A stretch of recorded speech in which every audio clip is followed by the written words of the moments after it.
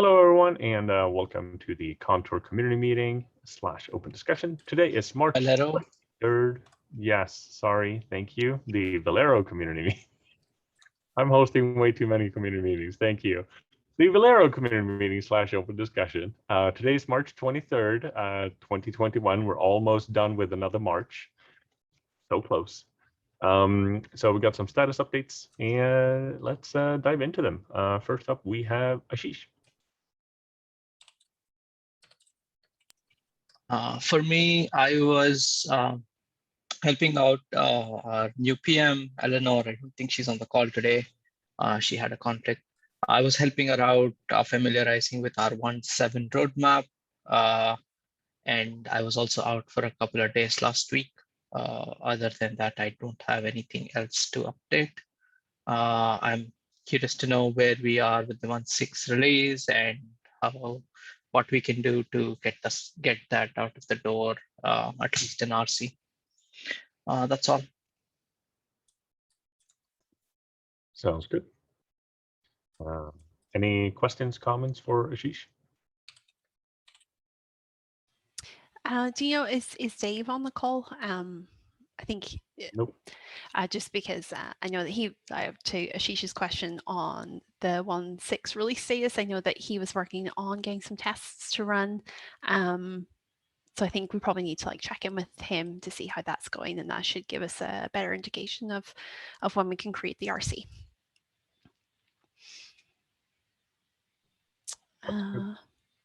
Do we have anyone on the call here who would like to try out the release candidate?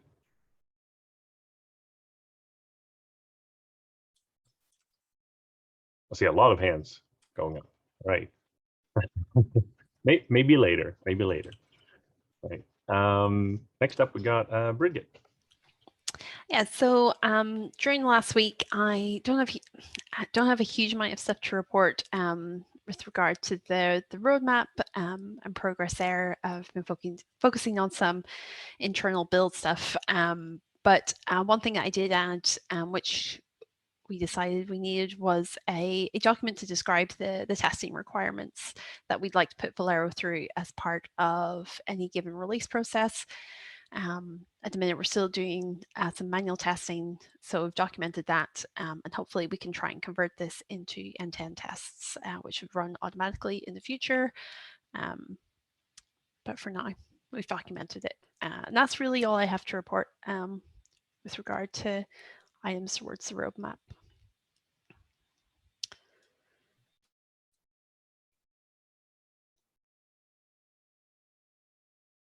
Sounds good.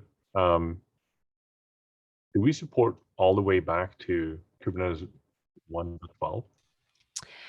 It's currently documented that we support all the way back to 1.10. However, it was discovered during this release cycle that some changes in the CRDs mean that they're no longer compatible with Kubernetes 1.11 and earlier. So yes, I think as of right now, our current working assumption is that it's 1.12 and later, and we have had some users who are working with those versions and are successfully using Velero. So and I was going to point out, we're actually using Velero even earlier, but we've had to modify the CRDs to conditional. Basically, for 1.11 and earlier, we can't run the validation. Otherwise, we haven't run into any issues in the code base yet that has been a clash, although we understand it's not supported.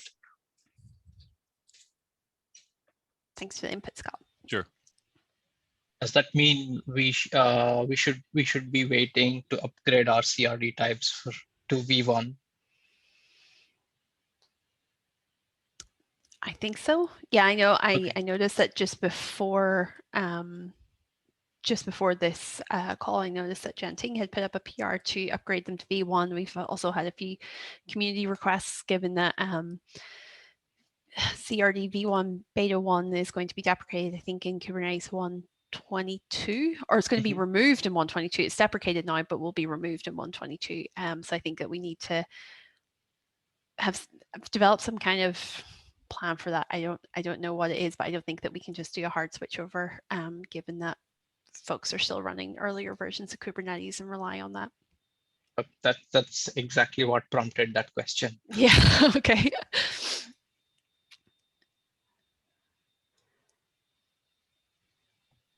Could that be something that we add for the roadmap for version 1.8 maybe?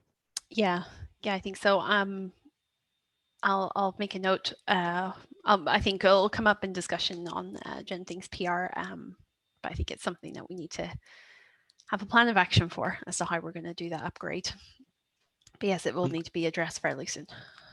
I'm going to save Genting some time and catch him sooner than have him spend a whole lot of time on it and only to realize we are not going to be doing it now. Awesome. Thanks, Ashish. That's good. Any other questions, comments for Bridget? I see Dave joined. Did you have a question, Bridget, for Dave? Or was it Ashish? Yeah, I think maybe. Yeah, go ahead, Ashish. Yeah. Sorry. Yeah, I think I was asking what is preventing us from shipping a release candidate for 1.6, and Bridget mentioned they've had some tests. So we have a set of release criteria. Yeah, right? I The saw release that. criteria is it needs to pass on AWS and vSphere. It's not passing on vSphere yet. Okay. No. Okay. I think that is what you're looking at, right? Yes. Okay, cool. Awesome. Thank you. Next up, we have Kalicia. Hello, everybody. So I checked and there are no Velero contributions, which makes sense because we sort of know code freeze and not merging anything unless it's release related. There's also no Q&A contributions. Nobody except Dave has answered the last questions there. I fell in a sort of rabbit hole last week when I started testing the 1.6, actually not even the actual release, but just against main with the plugins that I built images for. And so there's something, I think there was something funky with my AWS cluster. And then I started running the uninstall. And then I noticed that the uninstall, if it found an error, it would return, but not clean up the rest of the things. So that's a bug. That was a bug that I fixed. So that I have that PR, which does two things: fixes the uninstall issue, because even if there is an error with one part of the uninstall, it should continue uninstalling, removing as much as it can. And of course, if there is any error, we return the error, but clean up as much as we can. So I fixed that. And then I noticed that some tests were not cleaning up in the same.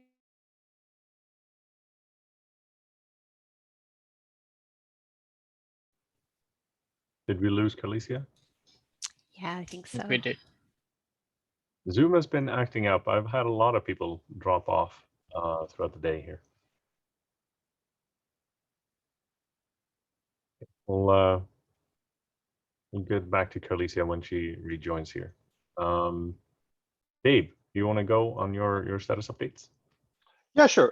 So we're trying to move forward with the getting to the 1.6 RC. So the main blocker right now is getting everything running against vSphere, and I'm just running into some issues there. Should be able to work through it and get something in today or tomorrow. I think that's about it for our release candidate. Plus we have Carlicia's update on the uninstall. So we need to review and merge that. And then we should be ready to start cutting the RC, and we need to see about running our automated tests on the various clouds. And yeah. Awesome. Sounds good. I'm back. I don't know what my internet went down. Yeah, welcome back, Alicia. Yeah, I was just telling everyone here, I've had a lot of people drop off Zoom throughout the day so far, so might be just unlucky. Do you want to continue your conversation there about the uninstall? Yeah, why did I stop? Because I just went on and on and on. Anybody remembers where I Yeah, stopped? before we circle back to Kalisa, Dave, do you need any finishing up with Dave? Do you need any help with the vSphere stuff that you're looking at, or is it all like being kind of taken care of? Just trying to see if I can help. That's all. I will probably reach out to the vSphere team and see. There's a known issue that I'm fixing. Okay. And if we could work on even getting the AWS tests with the volume snapshot of running through Corgi, that would be good. So I think I checked in everything. We can check. Why don't we sync up a little bit offline? But I think I checked in everything so that volume snapshots should run versus AWS. And maybe if we can get the Corgi runs kicked off there, that'd be a good thing. Okay.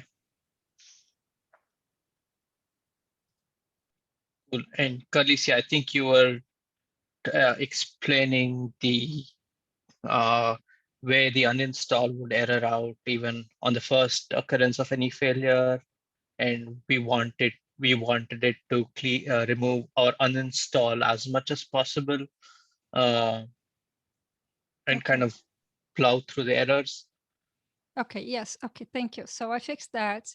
And another issue that I noticed was that some resources that had been created in the cluster as part of a test, I'm not talking about the Velero resources, but other resources like other workloads were being left behind if there was an actual error for some weird reason, unexpected error, because I was getting unexpected errors. So I get the chance to notice that. So I cleaned up. So I went through every test where everywhere where there was a potential to error out. And I made sure to call a function to just clean up the resources that had been installed at the beginning. So this is something that going forward, we should be mindful of whenever we add a test. And I also added documentations as a reminder for us and for anyone who adds tests in the future, that whenever a resource is added, we have to make sure at every error point that resource is cleaned up. Otherwise, it just is going to stay behind and the next test might not like that. So that's the second thing that I cleaned up. And the third thing that I cleaned up, and I think this is going to be helpful when whoever reviews that PR, is I noticed that we were instantiating API clients multiple times unnecessarily. So I wiped all that out, put everything into one little function, and now, if you need a client, just call this factory, this constructor, and you get your client. And I made sure to just instantiate once at the beginning of the test, and then that client can be used everywhere in the test. So that's another thing to be mindful of. I also added documentation. And also, fourth thing, nothing that's breaking the test, but for going forward, we should be using the controller runtime API client and not the Go client. So just first to be mindful of that. And whenever we review PRs too, if people use anything that's not the runtime kube builder clients, we should say, hey, please change. That's it. And I think I'll have this PR pushed today for sure, pretty solid. And then I'll thank you all to make sure it gets reviewed. Awesome. Thank you. Any questions, comments for Kalisia?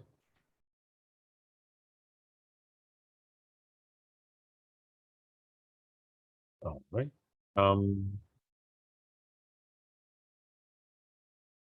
Did you talk about this portion already? It's mostly that I was in the process of doing that when I found these issues with the test.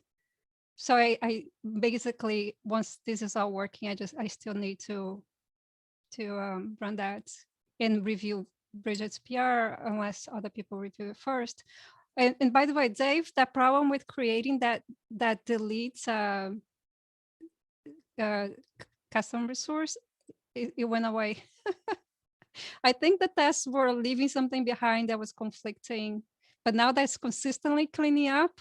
I am consistently not getting that anymore. So it just validates it was nothing wrong with the code itself. The tests, yes, but not the codes. So that's good. That's it Awesome. for me. Thank you, Carlicia.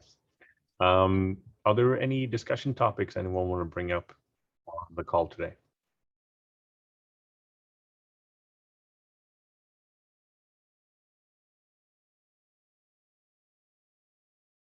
All right. And we don't have any contributor shoutouts, as Carlicia mentioned, because we're in a code freeze and we don't have any QA, Q&A, not QA, Q&A questions outside of the ones that Dave had answered. So with that, thank you all for joining the Velero community meeting, the Velero community meeting and open discussion on March 23rd, 2021. Have a good week, everyone. See you all next week. Bye, everyone. Bye.